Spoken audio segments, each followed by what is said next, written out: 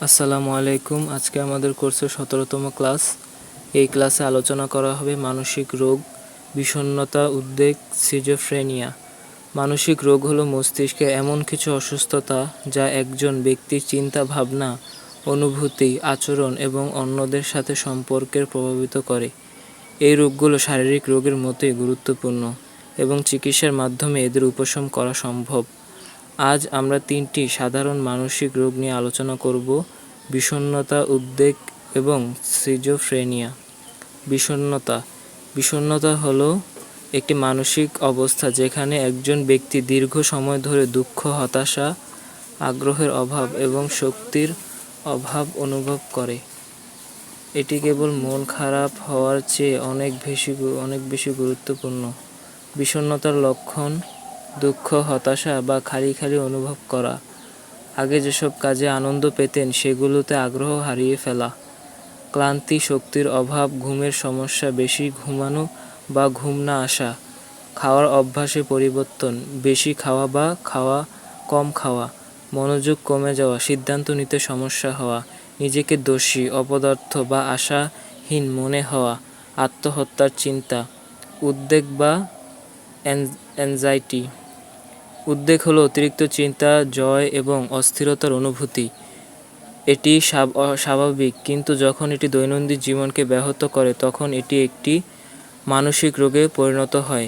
উদ্বেগের লক্ষণ: অতিরিক্ত চিন্তা করা, বিশেষ করে ভবিষ্যৎ নিয়ে, অস্থিরতা, মনোযোগ কমে যাওয়া, পেশিতে টান, মাথা ব্যথা, ক্লান্তি, ঘুমের সমস্যা, হৃদস্পন্দন বেড়ে যাওয়া, শ্বাসকষ্ট, বমি ভাব, পেট খারাপ, ঘন প্রস্রাবের বেগ। সামাজিক পরিস্থিতিতে ভয় বা অস্বস্তি।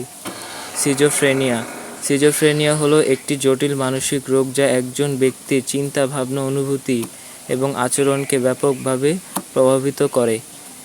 এটি বাস্তবতা থেকে বিচ্ছিন্ন হওয়ার অনুভূতি তৈরি করে। সিজোফ্রেনিয়ার লক্ষণ: বিভ্রম, মিথ্যা বিশ্বাস যা বাস্তবতার সাথে সঙ্গতিপূর্ণ নয়, যেমন কেউ তাদের পেছনে লেগেছে বা তাদের বিশেষ ক্ষমতা আছে। হ্যালোসিনেশন, এমন কিছু দেখা বা শোনা, অনুভব করা যা আসলে সেখানে নেই, যেমন কেউ তাদের সাথে কথা বলছে বা অদ্ভুত শব্দ শোনা। অসংলগ্ন চিন্তাভাবনা এলোমেলো এবং অসঙ্গতিপূর্ণ হওয়া। নেতিবাচক লক্ষণ: আবেগের অভাব, কথা কম বলা, সামাজিক কমে যাওয়া। মানসিক রোগের চিকিৎসা: